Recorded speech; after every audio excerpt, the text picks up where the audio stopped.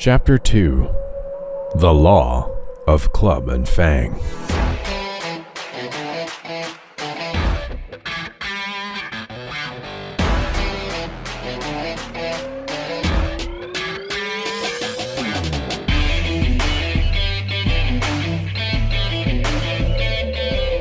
Buck's first day on the Daya beach was like a nightmare. Every hour was filled with shock and surprise.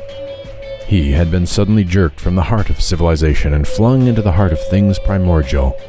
No lazy, sun-kissed life was this, with nothing to do but loaf and be bored. Here was neither peace nor rest, nor moment's safety. All was confusion and action, and every moment life and limb were in peril. There was imperative need to be constantly alert, for these dogs and men were not town dogs and men. They were savages, all of them, who knew no law but the law of club and fang. He had never seen dogs fight as these wolfish creatures fought, and his first experience taught him an unforgettable lesson. It is true, it was a vicarious experience, else he would not have lived to profit by it. Curly was the victim. They were camped near the log store, where she, in her friendly way, made advances to a husky dog the size of a full-grown wolf, though not half so large as she. There was no warning, only a leap in like a flash, a metallic click of teeth, and a leap out equally swift, and Curly's face was ripped open from eye to jaw. It was the wolf manner of fighting, to strike and leap away, but there was more to it than this. 30 or 40 huskies ran to the spot and surrounded the combatants in an intent and silent circle. Buck did not comprehend that silent intentness, nor the eager way in which they were licking their chops. Curly rushed her antagonist, who struck again and leaped aside. He met her next rush with his chest in a peculiar fashion that tumbled her off her feet. She never regained them. This was what the onlooking huskies had waited for. They closed in upon her, snarling and yelping, and she was buried, screaming with agony, beneath the bristling mass of bodies. So sudden was it, and so unexpected, that Buck was taken aback. He saw Spitz wrung out his scarlet tongue in a way he had of laughing. He saw Francois, swinging an axe, spring into the mess of dogs.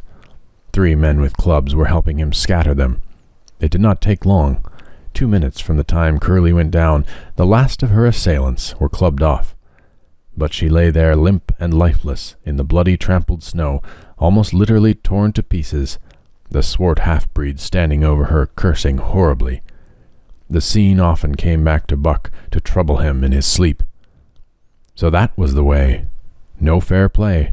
Once down, that was the end of you.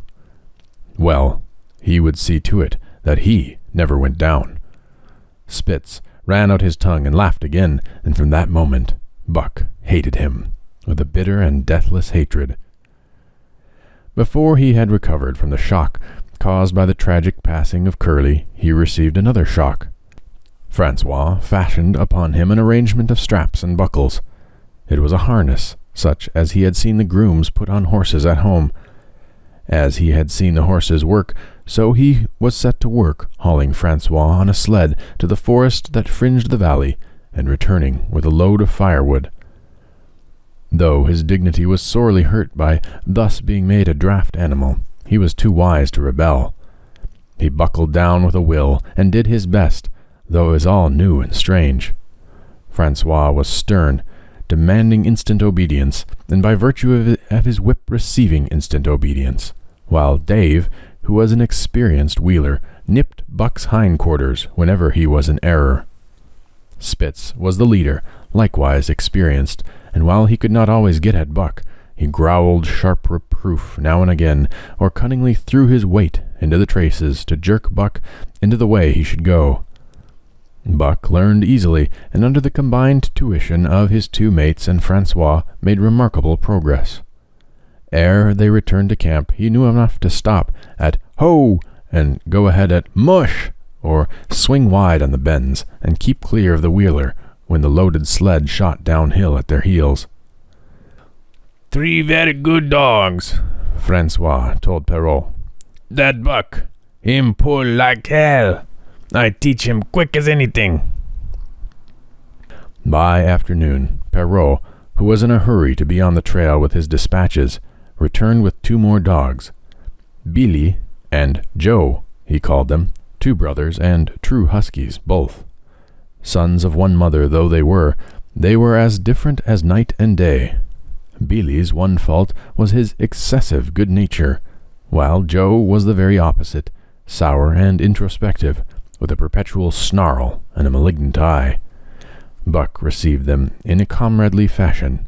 Dave ignored them, while Spitz proceeded to thrash first one and then the other. Billy wagged his tail appeasingly, and turned to run when he saw that appeasement was of no avail, and cried, still appeasingly, when Spitz's sharp teeth scored his flank. But no matter how Spitz circled, Joe whirled round on his heels to face him, mane bristling, ears laid back, lips writhing and snarling, jaws clipping together as fast as he could snap them, eyes diabolically gleaming, the incarnation of belligerent fear. So terrible was his appearance that Spitz was forced to forego disciplining him, but to cover his own discomfiture, he turned upon the inoffensive and wailing Billy, and drove him to the confines of the camp. By evening, Perrault secured another dog, an old husky, long and lean and gaunt, with a battle-scarred face and a single eye which flashed a warning of prowess that commanded respect. He was called Sol-Lex, which means the angry one. Like Dave, he asked nothing, gave nothing, expected nothing, and when he marched slowly and deliberately into their midst, even Spitz left him alone. He had one peculiarity which Buck was unlucky enough to discover. He did not like to be approached on his blind side. Of this offense Buck was unwittingly guilty, and the first knowledge he had of his indiscretion was when Sol-Lex whirled upon him and slashed his shoulder to the bone for 3 inches up and down. Forever after, Buck avoided his blind side, and to the last of their comradeship had no more trouble. His only apparent ambition, like Dave's, was to be left alone, though, as Buck was afterwards to learn, each of them possessed one another an even more vital ambition. That night, Buck faced the great problem of sleeping. The tent, illumined by a candle, glowed warmly in the midst of the white plain, and when he, as a matter of course, entered it, both Perrault and Francois bombarded him with curses and cooking utensils, till he recovered from his consternation and fled ignominiously into the outer cold. A chill wind was blowing that nipped him sharply and bit with especial venom into his wounded shoulder. He lay down on the snow and attempted to sleep, but the frost soon drove him shivering to his feet. Miserable and disconsolate, he wandered about among the many tents, only to find that the one place was as cold as another. Here and there savage dogs rushed upon him, but he bristled his neck hair and snarled, for he was learning fast, and they let him go his way unmolested. Finally, an idea came to him. He would return and see how his own teammates were making out. To his astonishment, they had disappeared. Again he wandered about through the great camp, looking for them, and again he returned. Were they in the tent? No, that could not be, else he would not have been driven out. Then where could they possibly be? With drooping tail and shivering body, very forlorn indeed, he aimlessly circled the tent. Suddenly the snow gave way beneath his forelegs, and he sank down. Something wriggled under his feet. He sprang back, bristling and snarling, fearful of the unseen and unknown. But a friendly little yelp assured him, and he went back to investigate. A whiff of warm air ascended to his nostrils, and there, curled up under the snow in a snug ball, lay Billy. He whined placatingly, squirmed and wriggled to show his goodwill and intentions, and even ventured, as a bribe for peace, to lick Buck's face with his warm, wet tongue. Another lesson. So that was the way they did it, eh? Buck confidently selected a spot, and with much fuss and waste effort proceeded to dig a hole for himself. In a trice the heat from his body had filled the confined space, and he was asleep. The day had been long and arduous, and he slept soundly and comfortably, though he growled and barked and wrestled with bad dreams. Nor did he open his eyes till roused by the noises of the waking camp. At first he did not know where he was. It had snowed during the night, and he was completely buried. The snow walls pressed him from on every side, and a great surge of fears swept through him, the fear of a wild thing in a trap. It was a token that he was harking back through his own life to the lives of his forebearers, for he was a civilized dog, an unduly civilized dog, and of his own experience he knew no trap, so could not of himself fear it. The muscles of his whole body contracted spasmodically and instinctively. The hair on his neck and shoulders stood on end, and with a ferocious snarl he bounded straight up into the blinding day, the snow flying about him in a flashing cloud. Ere he had landed on his feet, he saw the white camp spread out before him, and he knew where he was and remembered all the things that had passed from the time he went for a stroll with Manuel to the hole he had dug for himself the night before. A shout from Francois hailed his appearance. "What I say?"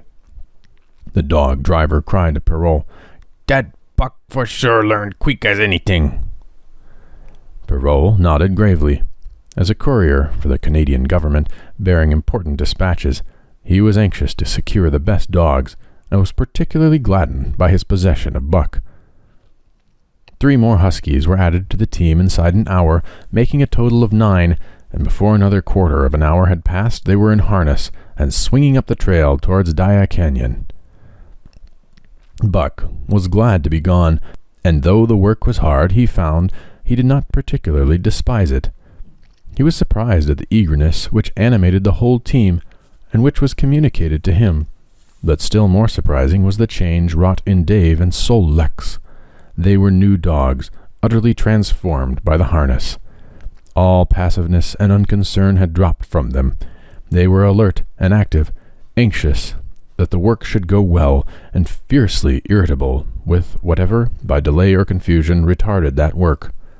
The toil of the traces seemed the supreme expression of their being, and all that they lived for, and the only thing in which they took delight. Dave was wheeler, or sled dog. Pulling in front of him was Buck. Then came Sol Leks, and the rest of the team strung out ahead, single file, to the leader, which position was filled by Spitz. Buck had been purposely placed between Dave and Sol Leks, so that he might receive instruction. Apt scholar that he was, they were equally apt teachers, never allowing him to linger long in error, and enforcing their teaching with their sharp teeth. Dave was fair and very wise.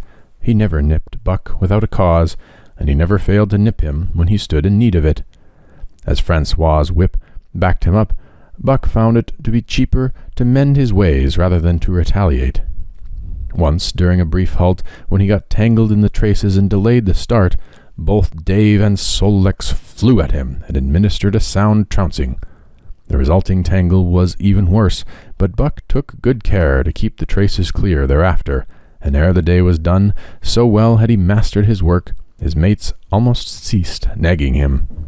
Francois's whip snapped less frequently, and Perrault even honored Buck by lifting up his feet and carefully examining them. It was a hard day's run up the canyon through sheep camp, past the scales and timberline, across glaciers and snowdrifts hundreds of feet deep, over the great Chilkoot Divide, which stands between the salt water and the fresh, and guards forbiddingly the sad and lonely north. They made good time down the chain of lakes, which fills the crater of extinct volcanoes, and late that night pulled into the huge camp at the head of Lake Bennett, where thousands of gold-seekers were building boats against the breakup of the ice in the spring. Buck made his hole in the snow and slept the sleep of the exhausted just, but all too early was routed out into the cold darkness and harnessed with his mates to the sled. That day they made 40 miles, the trail being packed, but the next day, and for many to follow, they broke their own trail, worked harder, and made poorer time. As a rule, Perrault traveled ahead of the team, packing the snow with webbed shoes to make it easier for them. Francois, guiding the sled at the gee pole, sometimes exchanged places with him, but not often. Perrault was in a hurry, and he prided himself on his knowledge of ice, which knowledge was indispensable, for the fall ice was very thin, and where there was swift water, there was no ice at all. Day after day, for days unending, Buck toiled in his traces. Always they broke camp in the dark, and the first gray of the dawn found them hitting the trail with fresh miles reeled off behind them. And always they pitched camp after dark, eating their bits of fish and crawling to sleep in the snow. Buck was ravenous. The pound and a half of sun-dried salmon, which was his ration for each day, seemed to go nowhere. He never had enough and suffered from perpetual hunger pains. Yet the other dogs, because they weighed less and were born to the life, received a pound only of the fish and managed to keep in good condition. He swiftly lost the fastidiousness which had characterized his old life. A dainty eater, he found that his mates, finishing first, robbed him of his unfinished ration. There was no defending it. While he was fighting off 2 or 3, it was disappearing down the throats of others. To remedy this, he ate as fast as they, and so greatly did hunger compel him, he was not above taking what did not belong to him. He watched and learned. When he saw Pike, one of the new dogs, a clever maligner and thief, slyly steal a slice of bacon when Perrault's back was turned, he duplicated the performance the following day, getting away with the whole chunk. A great uproar was raised, but he was unsuspected, while Dub, an awkward blunderer who was always getting caught, was punished for Buck's misdeed. This first theft marked Buck as fit to survive in the hostile northern environment. It marked his adaptability, his capacity to adjust himself to changing conditions, the lack of which would have meant swift and terrible death. It marked, further, the decay or going to pieces of his moral nature, a vain thing and a handicap in the ruthless struggle for existence. It was all well enough in the Southland, under the law of love and fellowship, to respect private property and personal feelings, but in the Northland, under the law of club and fang, whoso took such things into account was a fool, and insofar as he observed them, would fail to prosper. Not that Buck reasoned it out. He was fit, that was all, and unconsciously he accommodated himself to the new mode of life. All his days, no matter what the odds, he had never run from a fight. But the club of the man in the red sweater had beaten into him a more fundamental and primitive code. Civilized, he could have died for a moral consideration, say the defense of Judge Miller's riding whip. But the completeness of his de-civilization was now evidenced by his ability to flee from the defense of a moral consideration and so save his hide. He did not steal for the joy of it, but because of the clamor of his stomach. He did not rob openly, but stole secretly and cunningly, out of respect for club and fang. In short, the things he did were done because it was easier to do them than not to do them. His development, or retrogression, was rapid. His muscles became as hard as iron, and he grew callous to all ordinary pain. He achieved an internal as well as external economy. He could eat anything, no matter how loathsome or indigestible, and once eaten, the juices of his stomach extracted the least particle of nutriment, and his blood carried it to the furthest reaches of his body, building it into the toughest, stoutest of tissues.